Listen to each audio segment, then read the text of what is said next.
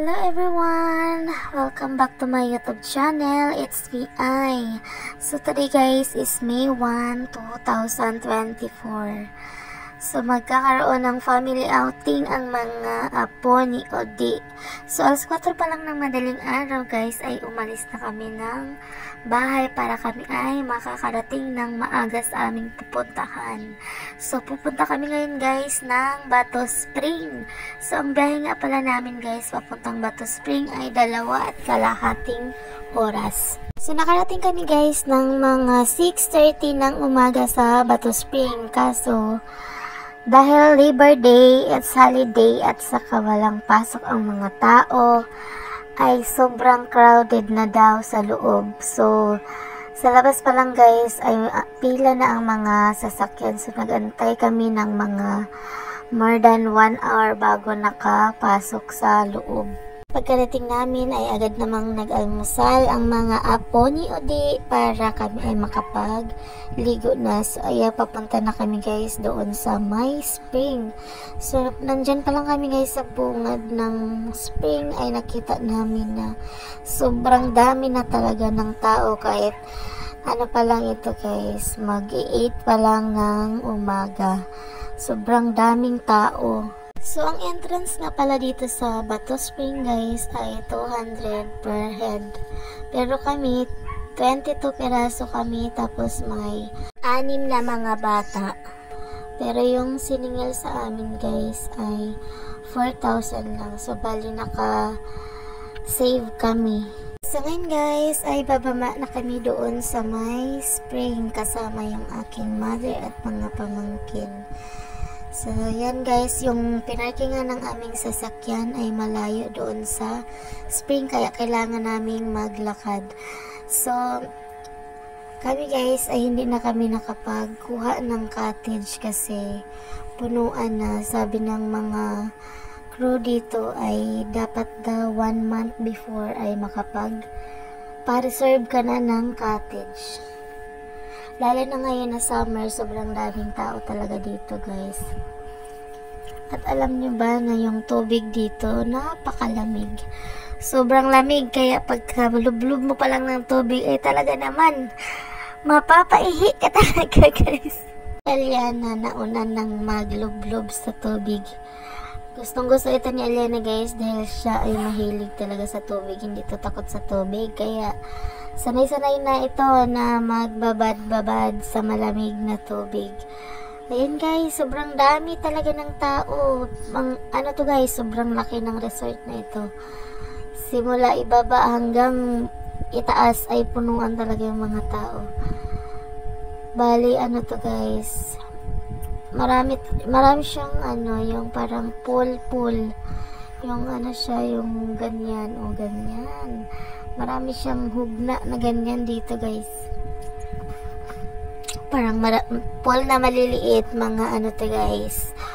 Meron siya doon sa bungad, tapos merong malalim, tapos merong falls, tapos merong pool na pang bata na ano lang siya, mababaw lang siya dyan. 2, tapos meron pa sa ibaba na 2 rin na malalaki.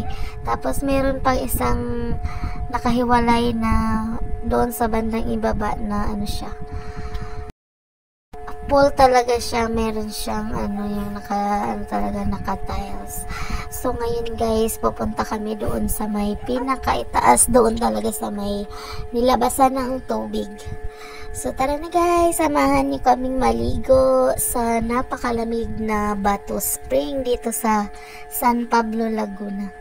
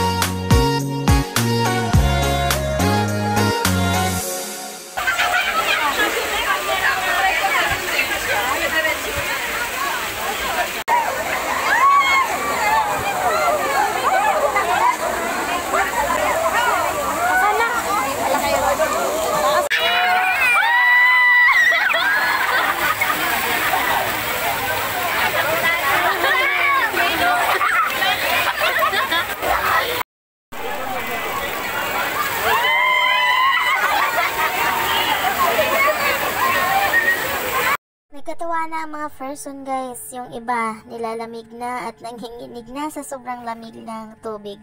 Pero kailangan naming sulitin dahil wala ito sa San Pedro, Laguna. So bali 3 beses kami guys, balik dito, kumakain lang kami. Pumunta lang kami doon sa may sasakyan namin sa may jeep para kumain, tapos balik naman uli sa spring. Down in the night.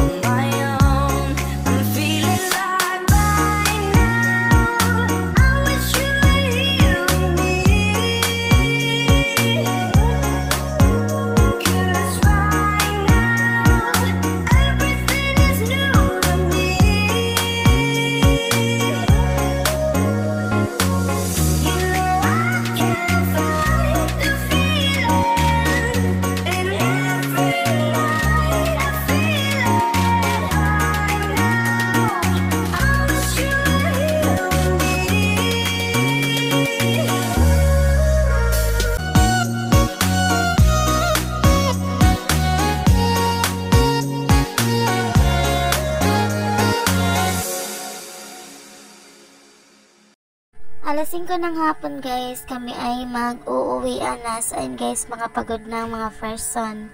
Nakatulog na sila sa biyahe. So hanggang dito na lang po. Salamat po sa inyong panonood. Salamat po sa inyong suporta.